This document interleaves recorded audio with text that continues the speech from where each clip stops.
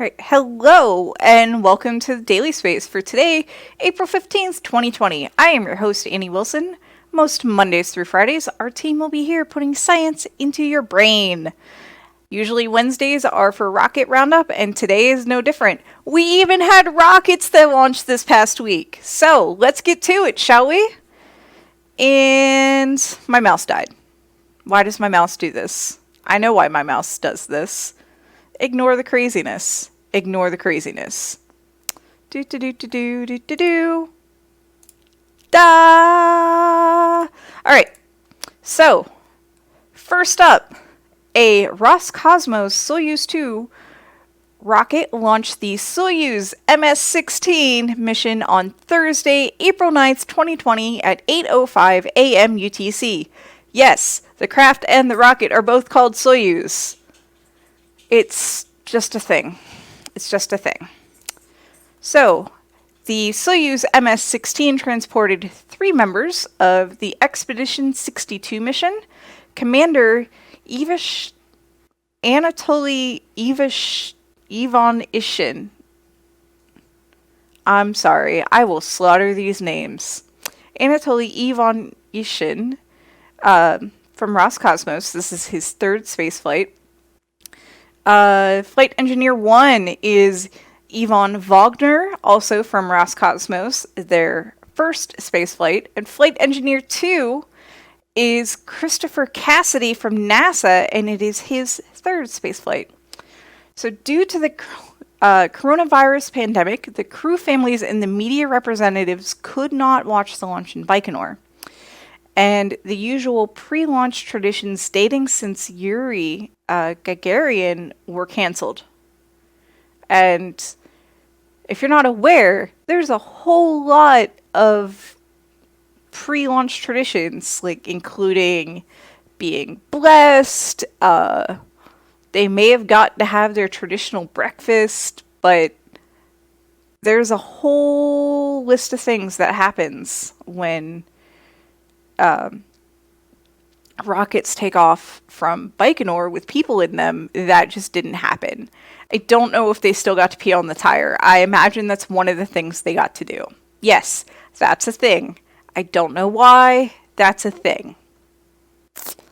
Not even joking. Anyways, the MS-16 docked at the Poisk Zenith port at 14:13.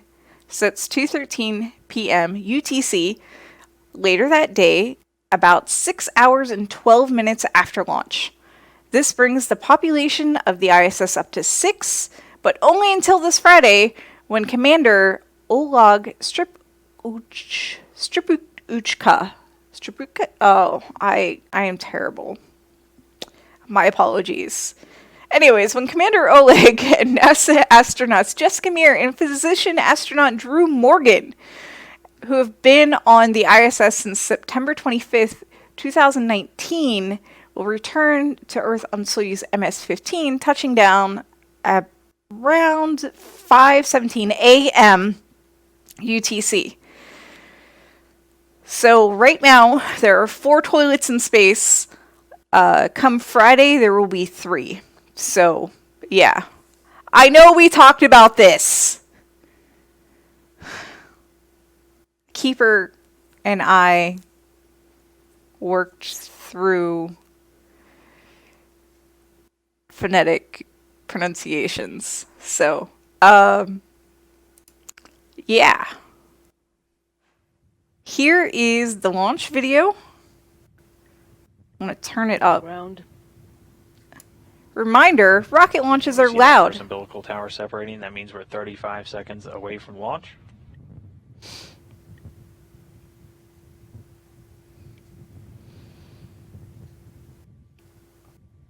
I just thought it was cool to see the arm come back. Launch.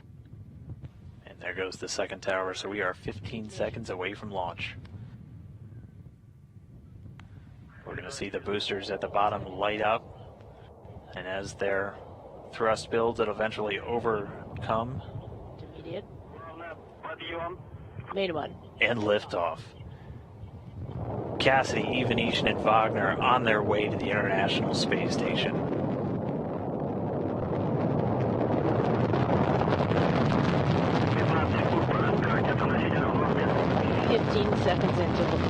flight, all parameters are nominal.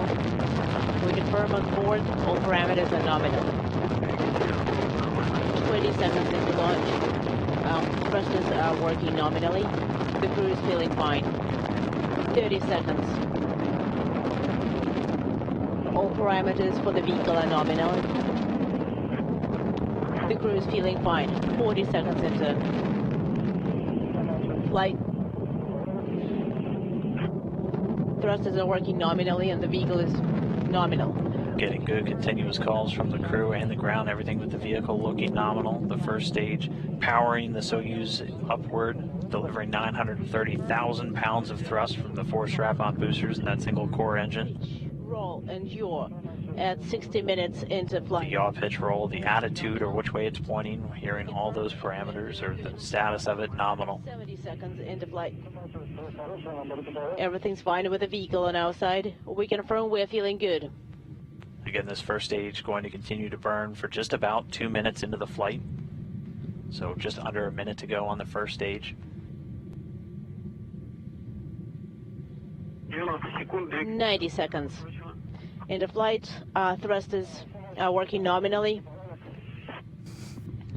We confirm and we're feeling well on board.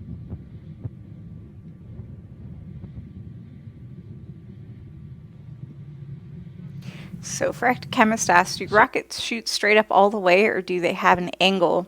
Do they just fall with the rotation of the Earth? And why do rockets look so angled in pictures? Is it just the vantage point of the photographer? They do go up straight for a while, and then at some point they do turn. If you play Kerbal Space Program, it'll actually walk you through it. This. So that was the launch, and I'm sure somebody else knows much better about the trajectory of rockets than I do, but that's the best way I can explain it, Fractal Chemist. All right.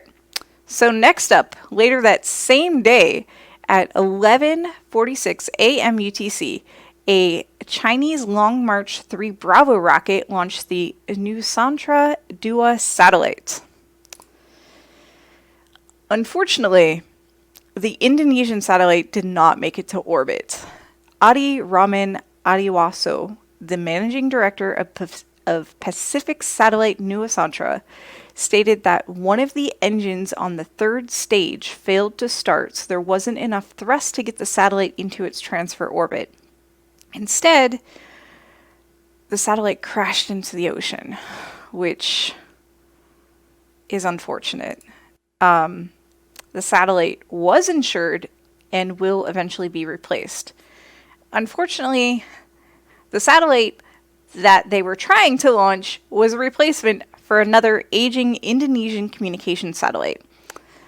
The old satellite is scheduled to be decommissioned at the end of July 2020, about 3 months from now. According to the Minister of Communications and Information Technology, Johnny G. Plate, the Indonesian government is working with local satellite operators to ensure consumers do not experience an interruption of radio and television broadcasts. So, yeah, here is a launch video. I have it muted. Satelit Nusantara Dua rencananya akan menggantikan satelit Palapa D yang memasuki batas akhir pemakaian tahun ini. Satelit digunakan untuk melayani 23 lembaga penyiaran televisi dan 8 radio. Dalam keterangan pers, Menteri Komunikasi dan Informatika Johnny G. Plate memastikan penyiaran di Indonesia masih tetap berjalan lancar meski satelit Nusantara. All right, I'm going to pause it right here and mute it again. After the launch, what they're showing is the fiery debris that was spotted over Guam.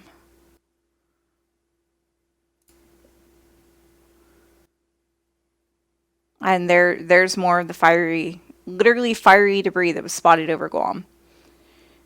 This broadcast is not in English, so there's not a whole lot of point of keeping it going.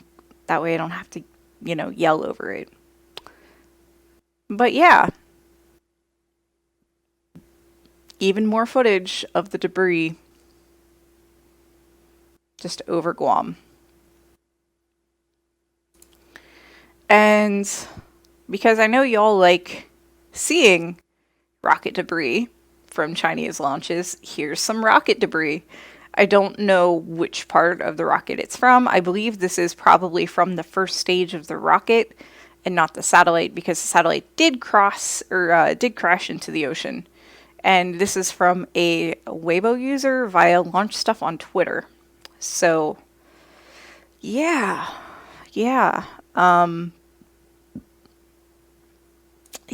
So, to wrap things up, here's a running tally of a few spaceflight statistics for the current year. So far, we've had one toilet burn up in orbit. There's a total of 345 satellites in orbit. That includes those launched from other in-orbit craft like the ISS. 331 of those satellites were launched directly from rockets. I keep track of orbital launches by where they launched from, otherwise known as spaceport. Here's that breakdown. So far, there have been 23 successful launches, along with 4 failures to make 27 launch attempts for the year. The breakdown by country, the total attempts breakdown by country is USA 9, China 8, Kazakhstan 3, French Guiana 2, Russia 2, New Zealand 1, Japan 1, Iran 1. And your useless space fact from the week comes to us from Kerbal01, who did the math. You can fit 10,000 honeybees in the Hubble Space Telescope. The Hubble optical tube assembly is 6.4 meters long and 2.7 meters wide, and a honeybee is about 15 millimeters long. And that's it. That is today's show. I can't get anything to work. That's today's show. Thank you all for listening. Today's script was written and edited by Gordon Dewis and myself. The Daily Space is produced by Susie Murph, and our fearless leader is Dr. Pamela Gay. This has been a production of the Planetary Science Institute, a 501c3 nonprofit dedicated to exploring our solar system and beyond. We are here thanks to generous contributions of people like you. Want to become a supporter of the show? Check us out at patreon.com/CosmoQuestX. And now I'm going to scroll back through chat and see if there are any questions. Please use the purple star to make it stand out for me. So, let me get rid of the weird green glowy thingy. So, what do we have?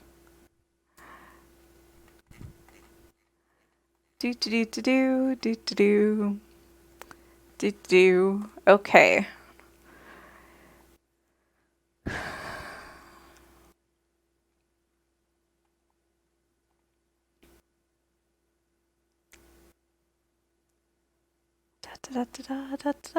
So it's the one asks, what does Soyuz mean in Russian? I don't remember. I apologize, but I do not remember what Soyuz means in Russian. I just know that they've used Soyuz name for the rocket and the craft for so long, and it can be confusing for those that don't realize that it's the same thing.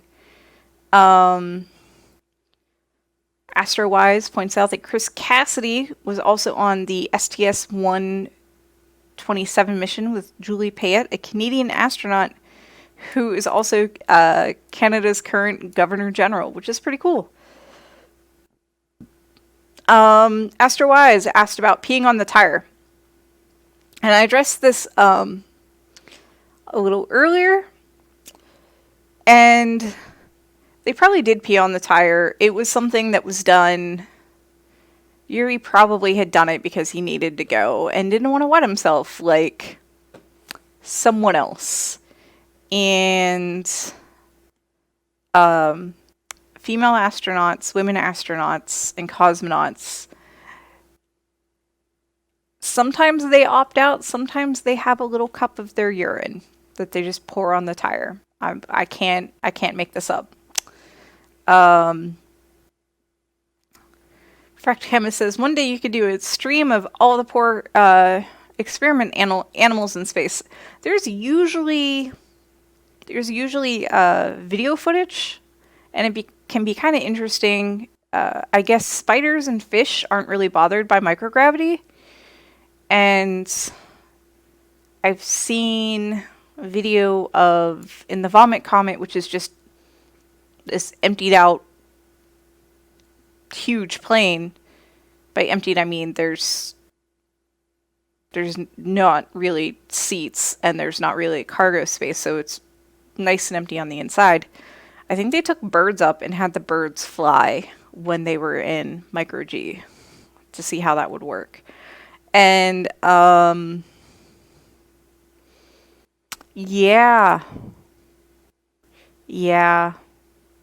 Not all the animal experiments are dark. Some of them are just, how are these animals, coping? So, and yes, I am terrible at Russian. I do decently in French. Let's see.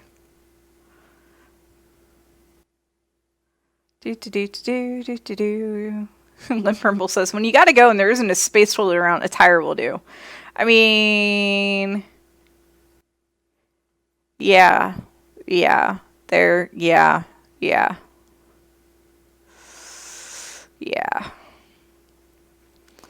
Poor Shepard did end up wetting himself.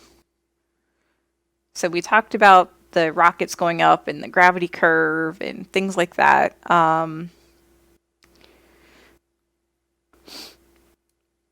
Kerbal points out that NASA TV was 480p, 4:3. Roscosmos feed was 1080, 16:9. I suspect that it has to do with the fact that the NASA feed probably went through satellites, and so it wouldn't take up nearly as much bandwidth. They made it smaller, plus there's that inertia of upgrading equipment and updating to new standards. Yeah. Oops. I didn't want to go green. Let's get rid of that. Keeper Maps points out that the ISS passed overhead the launch pad. At the time of launch, it took them about 6 orbits of the ISS for the Soyuz to catch up with it.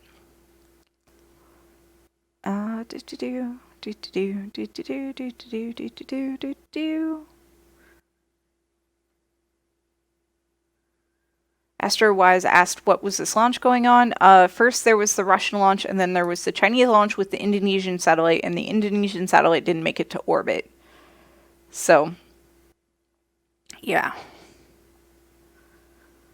There was an interview with a space lawyer. See, I find launch insurance and satellite insurance interesting. Like, it doesn't surprise me that there's insurance, because there's insurance on everything, but yeah. And as Kerbal points out, the Nusantara Satu 1, or Nusantara Satu, was launched about this time last year, so. And yeah, Barry Sheet was on that same flight, so.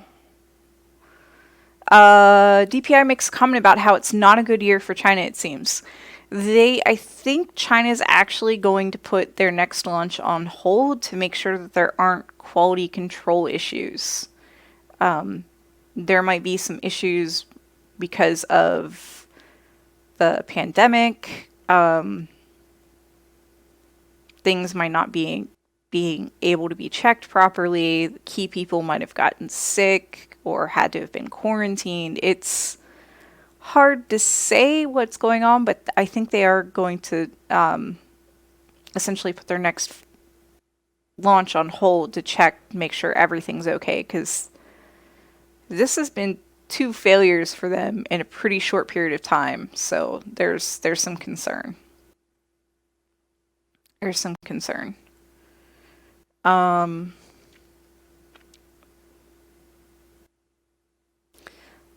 They were trying to replace was... Oh, yes, and Michael T. Meyer points out that the satellite that we're trying to replace, which it did have originally a 24-year lifespan and now has a lifespan of about 10 years, it also wasn't nominal, and it finished up in orbit, but it had to use a lot of its fuel to get into that correct orbit.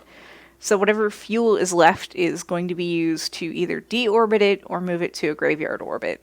So there's not a lot of fuel left for station keeping, which is just keeping it in spot. So, all the questions about the honeybees goes to Kerbal.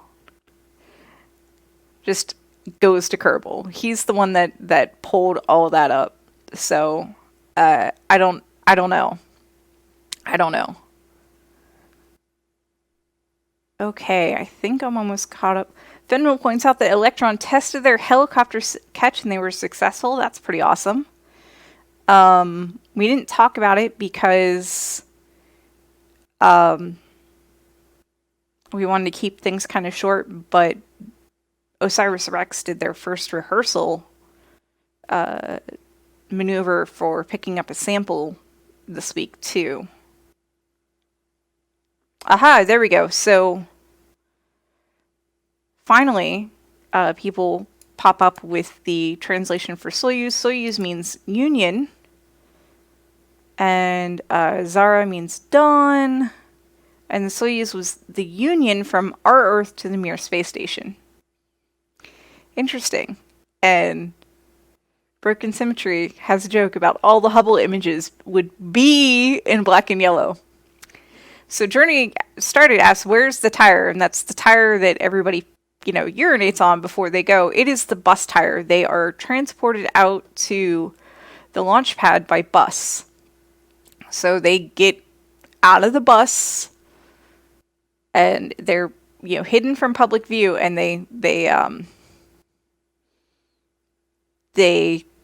pee on the tire. I can't even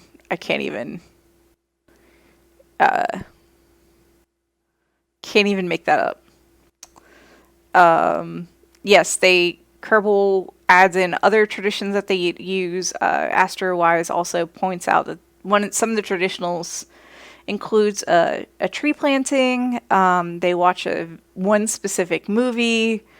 Apparently they play a card game against the pad crew until the astronauts lose.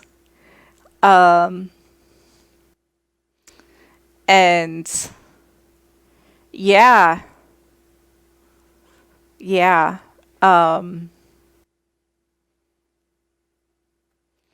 It's the one says, wonder what you pay for insurance on a rocket with a load. Must be a lot. I don't know. I don't know. Usually the insurance money covers the cost of it if things go sideways. So satellites not making it into orbit, rockets blowing up on the pad, things of that nature. So, yeah.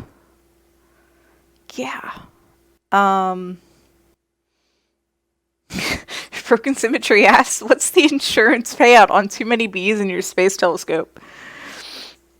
Oh my goodness. This was just a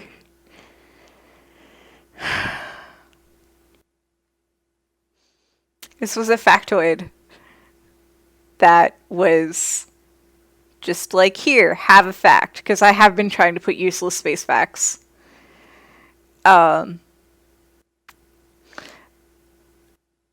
So Veronica Cure, I've heard that they put the urine in a cup and they pour the cup of urine on the tire. So, yeah. That is more about bodily functions than any of you wanted to talk about right now, because I know it's lunchtime and then dinner time for some of you. Oh my goodness. Kumquat.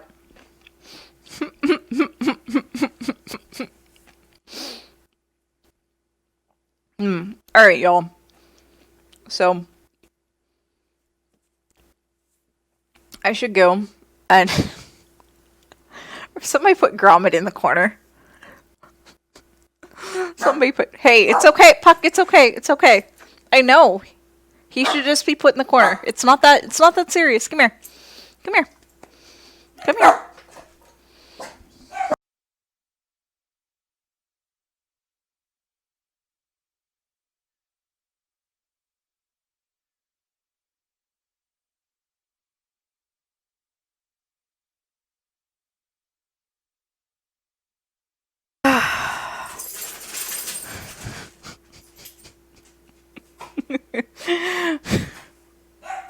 Dogs, it's not that serious. Tinker's probably under a blanket and uh Puck can't see half of what's in front of him. Uncle Bill says, "We missed you. We derailed the discussion only because we love you." Aw, thank you. Yeah, no, I'm under very. It's okay. It's okay. It's okay, Puck. I'm under kind of strict instructions to not overdo things so I can continue working. All right, the corner is indeed happy that there is a puppy. So, Fenmill coming in with the satellite insurance facts. Insurance rates seem to run 20% satellite costs, but dropped to 5%, but on their way back up because of the failures. A $40 million US dollar satellite costs $20 million US dollars to insure at 5%. So, you know when you go touristy places and they have names on things, there's never Annie with an IE. It's always Anne with an E. So, it's a thing. It's a thing. Okay, Keeper. Now you're just being silly.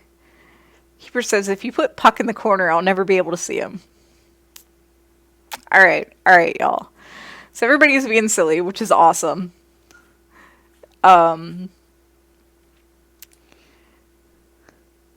Which is awesome. But I do need to go. I do need to rest. I have other work to do. And that may involve performing voodoo on a computer, which is always fun. So, where's the credits? There's the credits. All right. So, thank you everybody for tuning in. Thank you for all of your support. If you miss an episode, they're on YouTube. If you're watching this on YouTube, come hang out with us live. It's fun. It really is. And the next stream will be the simulcast of Weekly Space Hangout. And again, I have been Annie Wilson, and this has been a production of PSI. So thank you everybody, and I will see you all soon. Stay safe, be well, be good, wash your hands, stay inside, and yeah, wherever you are in the world, have a wonderful insert time of day here. Bye. Come on, mouse. Come on, mouse.